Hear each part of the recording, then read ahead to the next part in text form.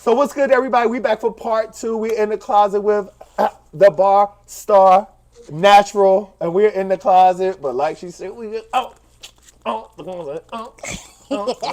right. So when we left with part 1, I mean, I know y'all loved part 1. That was just amazing to I hear the would hope story. You so. know what I'm saying? But now, we about to get into, something real serious that you experienced in life. And let me tell you something. This is the kickoff and takeoff, because this is to really let you know that in anything you can still succeed. Clearly, she's sitting here doing well, wonderful life. You got what I'm saying? Cutting it up, making people look good, making us feel better about ourselves than when we first came and sat in the chair. Cause I always tell her, "Oh, girl, you changed my life." Don't I be saying What? that? I He said, be "You done feeling brought like me a back." billion bucks Okay. when he get out the chair, I was boy. like, "Oh, you brought me back." And His y'all, head be look, like, and y'all all on my social yeah. media, so y'all know my hair be looking good. But that's all right. All right, so we want to get into how you ended up in prison. How I ended up in prison. Okay, so how I ended up in prison was when I had this guy that I knew from another barber, and I would cut his hair sometimes. He fixed credit, and I had him working on my credit. And one day he texted me. He was like, "Yo, you want to make some extra money?" I was like, "Hell yeah, doing what?" And he was like, just getting a loan from the bank. Okay. Right. I'm like, okay. He was like, "What kind of loan?" He was like, "Okay, well, I'm gonna fix your credit up well enough that you could get a loan from the bank." I'm like, "All right." He was like, "So what we're gonna do is we're gonna get this money from the bank, and we ain't gonna pay that shit back." Really, he didn't say that, but in so many words, that's what he was saying. We ain't paying that shit back. They gonna put it on your credit, and I'm the credit guy, so I'm gonna take that shit off. You know what I'm saying? So I was like, well, shit. I was thinking about it. I mean, it wasn't a bad idea, because when people don't pay loans off, that's all they do is put it on their damn credit, and Right. he the credit guy, he gonna get it taken off. So I was like, all right, let's do it. So, make a long story short, he fixed my credit up that I was able to get a loan from the bank. So I'm gonna go into details with this so y'all can understand.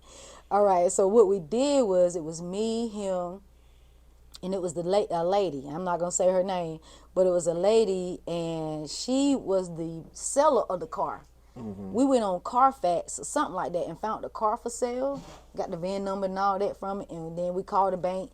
He had everything written on the paper what I should tell the bank, because he knew what the bank was gonna ask. So all the questions, how much y'all made a year, who's selling the car, and the VIN number and all that. So we gave him the VIN number, and the lady that was part of the scheme, because that's what fuck it was. It was a scheme. It was a scam. Don't scam the bank thinking you're gonna get away with it, because they're gonna come back later and get your ass, lock you up. You better listen. Listen Because now. I thought I got away with it for 2 years. Right. Shit came in back and beat me on my butt. I was like, I thought I was gonna die. I thought it was the end of the world. I thought it was the end of the world. So yeah, so we told the bank, that this lady was selling the car. They ended up giving us a loan for like 56, 60,000, $60,000, and it was my name on the check, and it was her name on the check, even though she didn't even have possession of the car. Like I said, we went on Carfax and found it. So we got the check, took it to her bank, got it cash. She gave me my money. Me and him, we gave her like $2,500 a piece. So she got like 5,000 in all. And then I gave him a certain amount, and I ended up with $20,000. All right, so 2 years later, money gone. I don't have enough clientele to open up my own barbershop, so I ended up opening up my own barbershop in 2017. 2018, I'm thinking, that's when the guy that I did the scam with, the creditor, he called me. He was like, the FBI, some shit, just left his crib, took his computers and everything. What happened was, from what I was told, is that it was a group of people that he's been doing this thing with, and I didn't know it. And I was working with one of the other barbers, And I was like, this barber always late. He ain't never here, but he always flies fuck. He got these nice cars. I was like, what the fuck is he doing? Come to find out, he was part of the scam too. Oh, they had a whole enterprise going. Yeah, and I didn't even know. It was probably about 20 other people involved, and I didn't know. I thought I was the only one. Well, I would think that. I don't know. So he ended up calling me to my, the FBI came and raided his house, took his computers and all that stuff. And if they call me, just going to let them know it's the truth. But they ended up calling the Secret Service agents. They ended up calling my ass. While I was at the barbershop cutting hair, get the phone call like that, cutting hair. I was sick as hell. I didn't even want to cut no more hair. Right. I wanted to kick dude out my chest so fast. Like, I was sick. I got a situation. Right. I was like, this is a year after I done committed this crime, and I thought I got away with it. Because one girl, her parents found a check written from the bank. It was Navy Federal Bank. Don't fuck with Navy. Navy Federal is a good bank.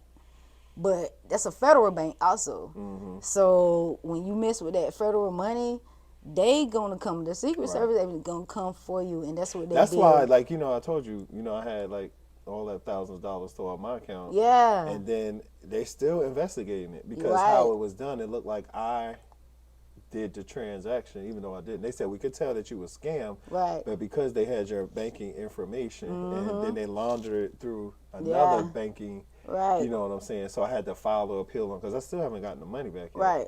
But yeah, like you gonna get your money back. Yeah. And them people gonna end up getting caught. Well, I hope they do. They will. They gonna end up getting caught. You know what it was? I had applied for a loan, I guess, online or something. Yeah. And then they called me and said I was approved for the loan. The same thing happened to like Andy Cohen. I don't know if you heard about that, but he got hundreds of thousands of dollars like stolen from him. Dang. And so when they called, he was like, yeah, whatever. But they had my information already. And so I was like, boom, whatever. And they said, this your account. And I was like, yeah. So I remember that's all the stuff I had to send to the bank. Wow. I sent them, because I did it, and they said it was through SunTrust Bank. It was so crazy. I electronically signed it and everything. Like, they sent me the link and everything looked so legit. Real. They was taking the money while I was doing that. These people are smart, yo. Y'all got to And I never saw the money. Yeah. That's what I'm saying. Like, I never even... You just thought you were getting it. But you giving them information so they could transaction from your bank account.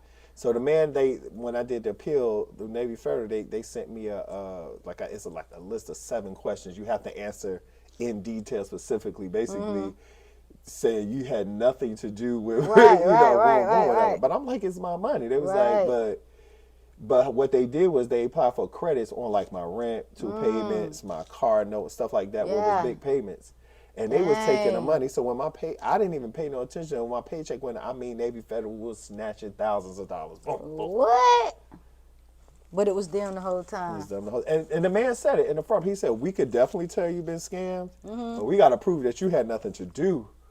With it. Yeah. You know what I'm saying? Makes a lot of sense. Right. And I'm like, well, man, why am I going to ask for credits on... Because people scamming so hard these days, they have to do those precautions. And he told me there ain't really nothing they can do about you being scammed, so just be careful. Yes, be please. very, very, very careful. And don't be a scammer. And don't be a scammer. Or a schemer. Scammer or a schemer. So yes, he called me, the Secret Service agent ended up calling me into my name is such and such. Is this for Vanya Belcher? I'm like, yes. And like, yeah, we got in affiliation with John Scott. And I'm like, yeah, because the dude already done called me and said, you know what I'm saying, tell them the truth. Okay. So I was like, fuck it, I'm tell the truth anyway, because I thought it was legit. Right. You know what I'm saying? So I ended up having to go downtown to the federal building. Matter of fact, it was in a bank. I had to go in, but they had another floor where I had been interviewed by these Secret Service agents and stuff. So I just told them, like, all these people on this paper. And even though I did know one person on that paper, I was like, I don't know none of them. You know what I'm saying? I ain't know none of them. I just told them what I did. And make a long story short, I had to, my clients then, I had a lot of clients that was police officers, sergeants, lieutenants, and I had nurses, doctors, and people that knew people other higher up. And I ain't have no clue until I had to get them to write a letter of characteristic. Character letter, yeah. And what I told them was, I said, I got in a little trouble, and I'm going to court, and I need you to just write a letter, a character for me. Just be honest. I ain't tell them what. I said just be honest in how you know me, and so I got about 10 of them. Even got the stamp from the police station on that, and that helped me a whole lot when I had to go in front of the judge.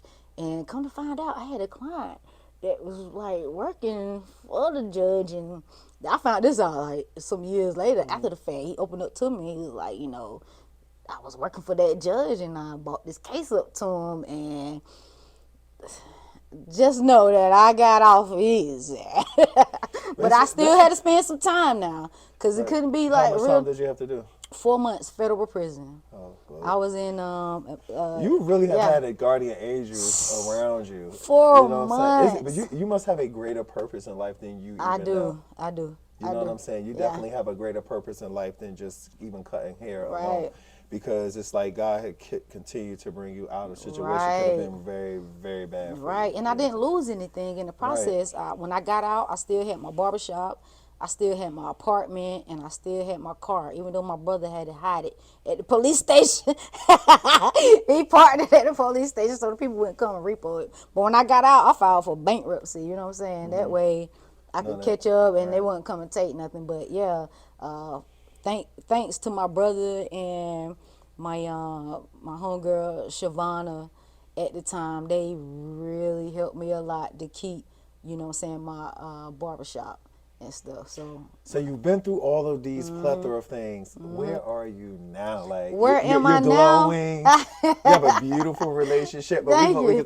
Yes, I'm in love. Yeah. And I gotta ride or die. It's always good when you got somebody in your corner that love you genuinely. Yes, when you got not somebody, but a partner, you know what I'm saying, in a relationship that's genuinely love you and help you continue to elevate. You get what I'm saying? So where I'm at now in my barbering career is I'm further than I was last year.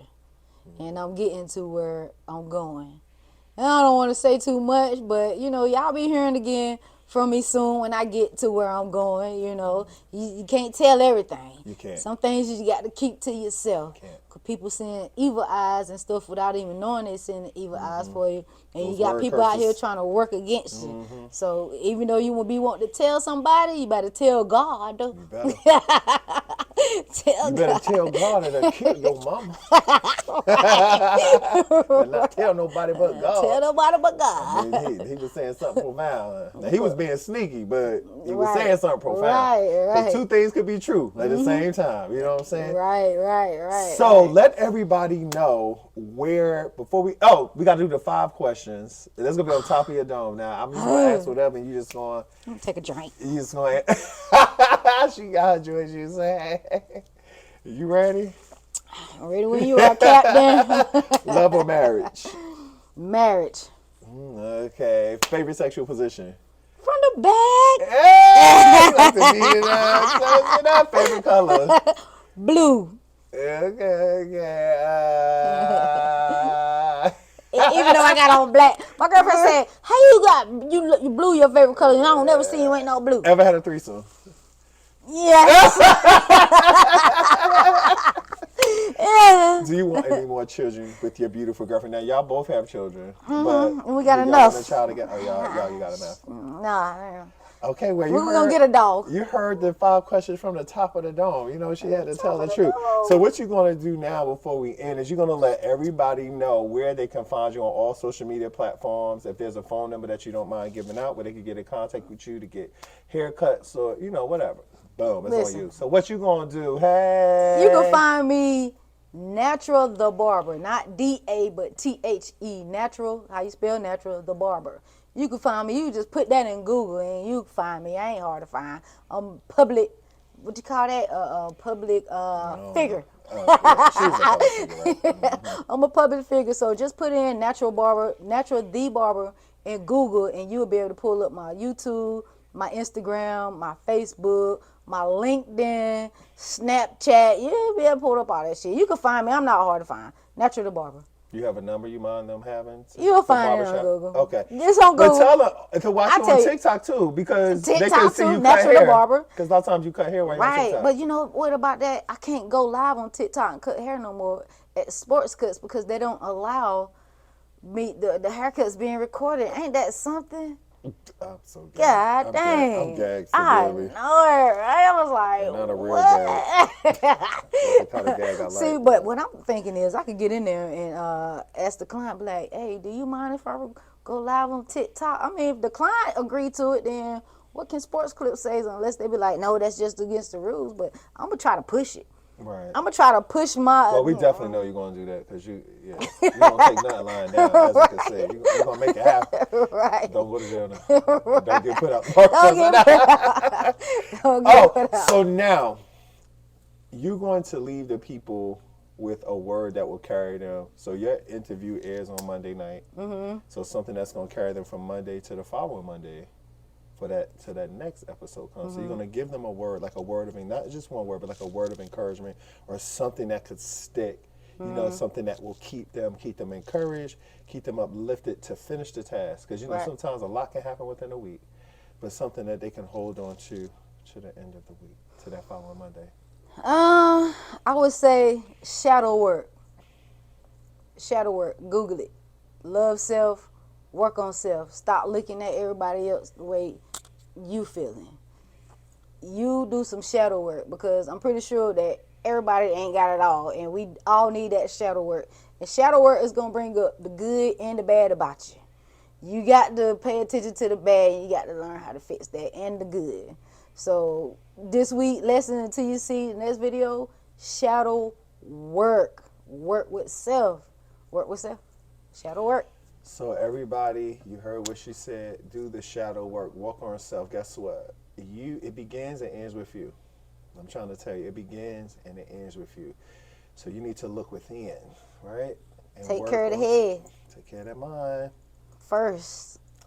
Let that third eye, let it lead there you go. Pay attention to it. Stay focused. So this was another great installment of Intimate Conversations with OrenLyric, in the closet, but out the closet with the star barber.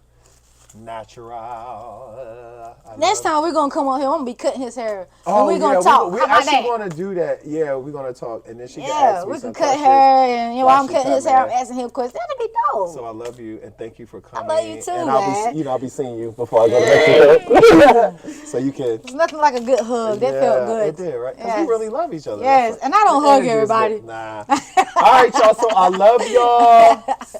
Next Monday night at 8. Make sure y'all watching. Bye. Peace.